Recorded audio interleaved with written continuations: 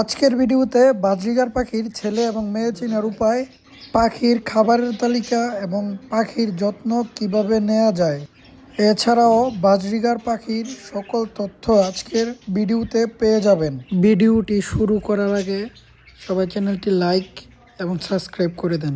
এই পাখি সম্পর্কে আরও কোনো কিছু জানার দরকার হলে ভিডিও শেষে কমেন্ট করে দিবেন।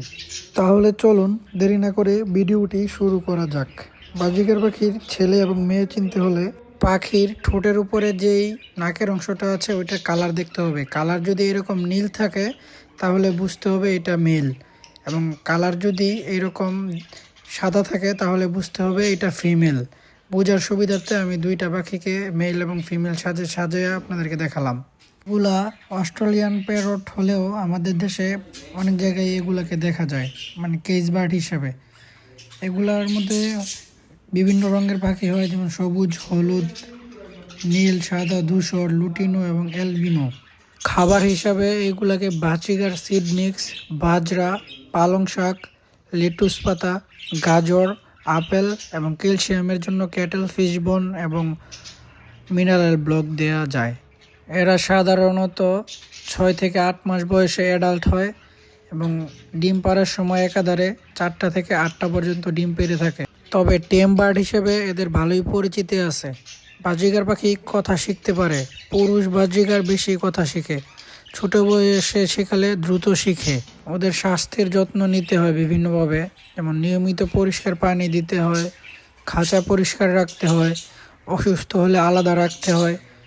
এই অসুস্থ হওয়ার বিভিন্ন লক্ষণ আছে। লক্ষণগুলোর মধ্যে অন্যতম লক্ষণ হচ্ছে ফুলে থাকা, খাবার না খাওয়া, ঝিমুনি, এই সব কিছুই ওদের অসুস্থতার লক্ষণ।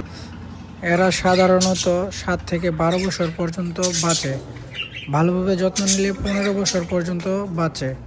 বড় খাঁচায় রাখলে ভালো, বড় খোলা খাঁচা ভালো এদের জন্য। প্রতিদিন কিছু সময় বাইরে উড়ার সুযোগ দিলে আরও ভালো হয়। খাঁচা পরিষ্কার রাখাটা অত্যন্ত জরুরি। বাজরিগার পাখির ডিমের রং হচ্ছে সাদা হয় এবং ফুটতে 18 থেকে 21 দিন সময় লাগে। মাঝে মধ্যে একটু বেশি সময় লাগে, আর মাঝে মধ্যে চেক দিতে হয় যে ডিমগুলো ফার্টাইল হয়েছে কি না, নয়তো শুধু শুধু বসে রাখলে লাভ হবে না। ডিমগুলো চেক করে ফেলে দিতে হবে। ডিম পাড়া অবস্থায় তাদেরকে এক্সট্রা কেয়ার নিতে হবে। আর পাখি কেনার সময় অবশ্যই খেয়াল রাখতে হবে যে পাখিগুলা যাতে চঞ্চল টাইপের হয়, কারণ ভালো বাজরিগার পাখি থেকে ভালো বাচ্চা পাবেন। অসুস্থ পাখি এনে টিকে রাখতে পারবেন না।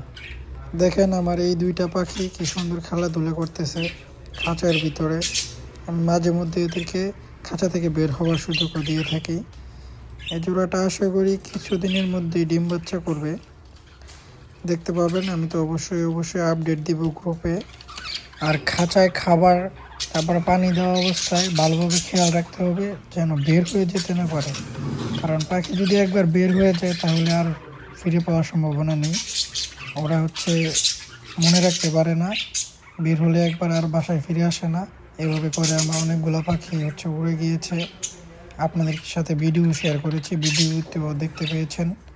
ভাগ্য ভালো হলে হয়তো বা ফেরত পেতে পারেন, নয়তো পাওয়ার সম্ভাবনা 0%। তাই সবসময় সাবধানে কাজ করবেন, যেহেতু শখের পাখি, একটা পাখি চলে গেলেই সব শেষ। যারা আমার মতো নতুন পাখি পালতেছেন সবাই চেষ্টা করবেন আমার মতো অল্প করে পাখি এনে আগে পাখির সম্বন্ধে সব কিছু বোঝার পরে পাখির কলোনি বা পাখির এভিয়ারি আস্তে আস্তে করে বড় করবেন।